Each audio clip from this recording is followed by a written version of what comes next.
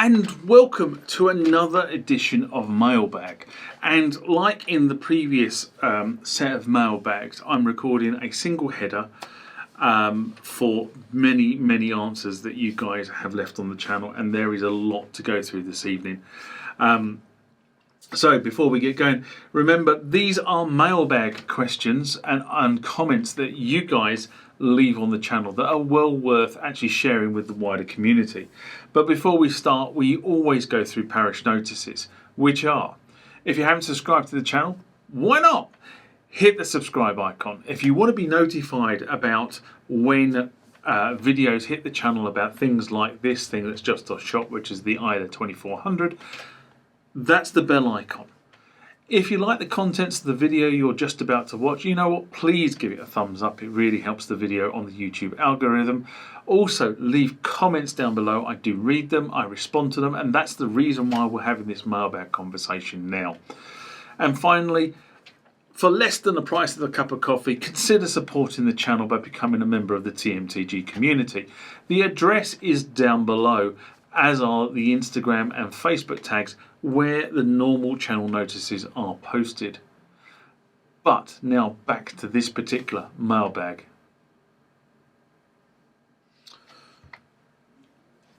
Do you know what? I do like some of the names you guys have on YouTube. So the next one comes from Alien Spore Bomb.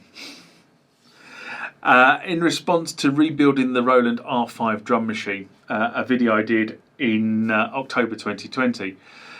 And he or she writes, great video, I've got an R5 as well that is well used all through, though not as badly off as this one appears to be initially. So if you remember, my R5 has really been in the wars, and actually I've been in contact with a company in Poland, and over the next couple of months that R5 will be given a bit of a makeover.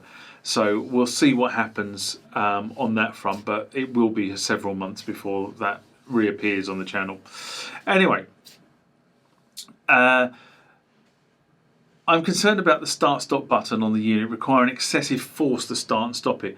Any suggestions? I haven't opened it up since I bought it way back in the 1990s. The problem you have with a lot of this stuff, especially I'm sort of recording from the R5, is that if you have to exert excessive force on the start-stop button, that sort of kind of starts to indicate that it's not making proper contact with the board, or cleanly with the board, should I say. It could be that the contacts aren't brilliant. In the video, you see the way this button works is effectively you've got a rubber membrane, and on the bottom of the rubber membrane you've got like a carbon contact, if you like, and then on the circuit board you've effectively got two halves of a contact, and when that button is pressed, the carbon contact bridges the gap between the two halves on the circuit board, makes the circuit, and tells the machine to start or to stop, depending on how it's set up to work. Now, this action effectively is completing the circuit, or not completing the circuit. Now, if you're having to start pressing this thing down hard, that probably indicates that that's not working particularly well. The issue with this design over, say, a tack switch design is that the tack switch typically is an open close type circuit, press closed circuit, open circuit type thing, but there's no pressure on the circuit board, whereas in this scenario you're actually putting pressure on the circuit board. And it was a lot of Roland equipment around this time kind of swapped over to this style of button where you're actually making direct contact to a circuit board, and that has unfortunately the problem of you could cause the circuit board to crack with extreme force, and that can cause tracks to be broken, especially if the piece of copper that's running between various elements on the track is relatively thin.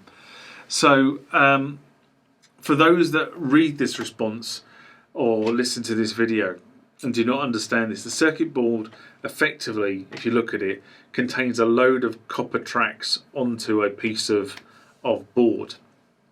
Hence the reason why it's called a circuit board. Now the boards over the years have changed them in what the material was, but effectively that's kind of what it is. And the components are then soldered to them. And these ribbons effectively of copper on the board are what we call the circuit tracks. And if you bend the board through putting pressure on it like so, you can break those tracks, especially if there's not a lot of tolerance in the board. And manufacturers over the years have been cutting back and cutting back and cutting back, so there's probably not a lot of tolerance in these things now.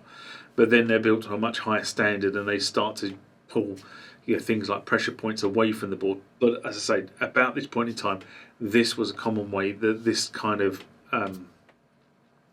thing was done.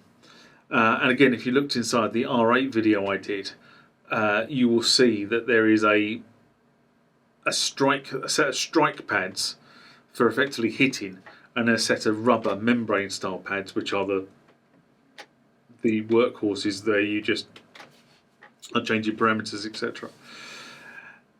Anyway, if this is an intermittent issue and you have to press really hard, I would say that probably the issue is that the contact, the carbon is worn off, or the contact is gone, and you might need to effectively put some graphite paste on the contact again.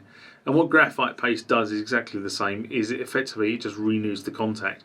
And you can get the graphite paste relatively cheaply. I will put a link to the graphite paste down below. And effectively, all you do is you just paint the graphite paste on the underside of the contact, probably 2 coats, and then you should be able to make better contact with the circuit. If it doesn't, you may need a new rubber membrane, so you may need to go to places like Sintar, because they tend to carry some of this stuff.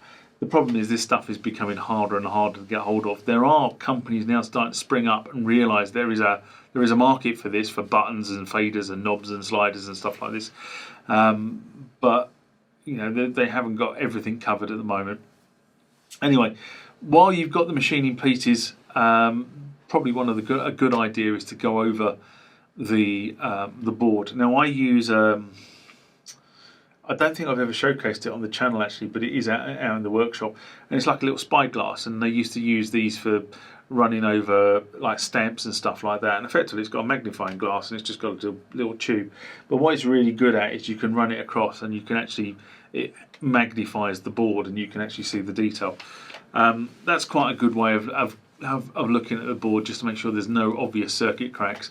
I don't know whether you remember the SY85 video I did spring 2020, where I actually had to repair the power board, and that had cracks in it, and I ended up bypassing. Not the best piece of work I've ever done, I have to be honest, but I did actually bypass several circuit links because of cracks.